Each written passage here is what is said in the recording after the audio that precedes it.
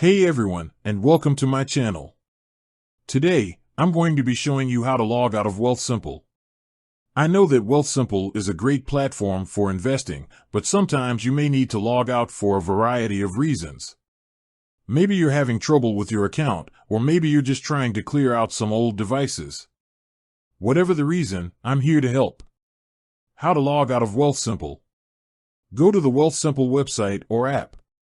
Click on your profile picture in the top right corner. Select Settings from the drop-down menu. Scroll down to the bottom of the page and click on Log Out.